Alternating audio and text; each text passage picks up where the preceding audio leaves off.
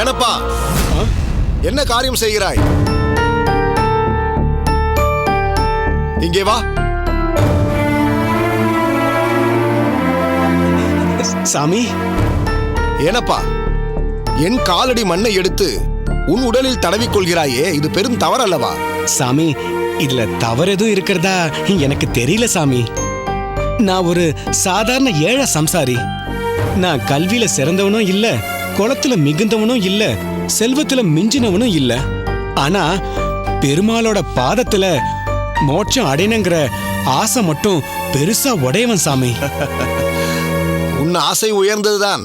ஆனால் அதற்காக என் காலடி மண்ணை எடுத்து நீ பூசிக்கொள்ளும் காரியம்தான் எனக்கு புரியாத புதிராக இருக்கிறது. சாமி, நீங்க ஒரு சிறந்த பக்தர், பெரிய பாகவதர், மகா வைஷ்ணவர். ஒரு வைஷ்ணவரோட காலடி மண்ணை எடுத்து உடம்புல பூசிக்கிட்டா நம்ம செஞ்ச பாவங்கள் நீங்கி பக்தி மேலோங்கி முடிவுல மோட்சம் கிடைக்கும்னு பெரியோர்களும் முன்னோர்களும் சொல்லி கேட்டிருக்கேன் சாமி. உன்னதமான வைஷ்ணவர்களின் காலடி மண் மகத்துவம் வாய்ந்ததுதான், அதை நான் மறுக்கவில்லை. ஆனால் நானும் அந்த உயர்நிலையை அடைய முயற்சிக்கும் கடைநிலை அடியவன். பெருமாளின் மீது பெரிய அளவில் பக்தி செலுத்த முடியாத சிறுமதி படைத்தவன். ஒரு சாதாரண குலத்தில் பிறந்த சிறியவன். சாமி, பெருமாள் அருளும் மோட்சத்திற்கு ஒருவரோட குலம் முக்கியம் இல்ல. எந்த குலத்துல பிறந்திருந்தாலும் யார் ஒருவர் உண்மையான பக்தியை செலுத்துறாங்களோ அவர்தான் என்னுடைய நெருங்கிய பக்தர்னு பெருமாளே சாஸ்திரங்கள்ல சொல்லி இருக்கிறதா பெரியவங்க மூலியமா நான் கேட்டிருக்கேன்.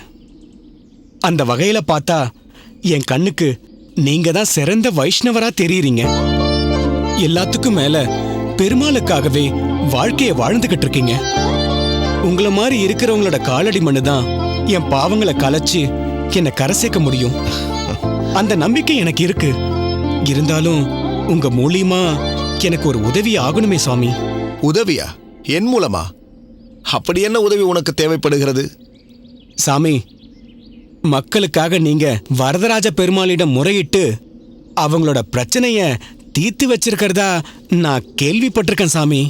அதே போல அடியனுக்கும் ஒரு விஷயத்தை பத்தி அந்த பெருமாளிடம் நீங்க தான் கேட்டு சொல்லணும் சாமி. ஓ, உனக்கும் பெருமாளிடம் முறையீடு இருக்கிறதோ? எதை பற்றியப்பா கேட்டு சொல்ல வேண்டும்? அடியனுக்கு முக்தி எப்ப கிடைக்கும்னு பெருமாள் கிட்ட ஒரு விண்ணப்பம் வச்சு அதுக்கு ஒரு விடைய கேட்டு சொல்லுங்க சாமி.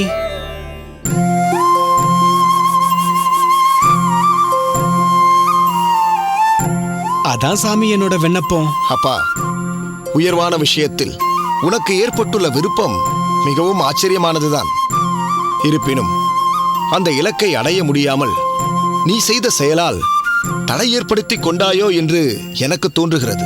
என்ன சொல்றீங்க சாமி? காரணம், இந்த அர்ப்பனின் காலடிப்பட்ட மண்ணை அல்லவா நீ எடுத்து உன் உடலில் பூசிக்கொண்டிருக்கிறாய். சாமி, உங்களுடைய அடக்கமான பேச்சே நீங்க ஒரு சிறந்த பக்தர்னு நிரூபிச்சிருக்கு.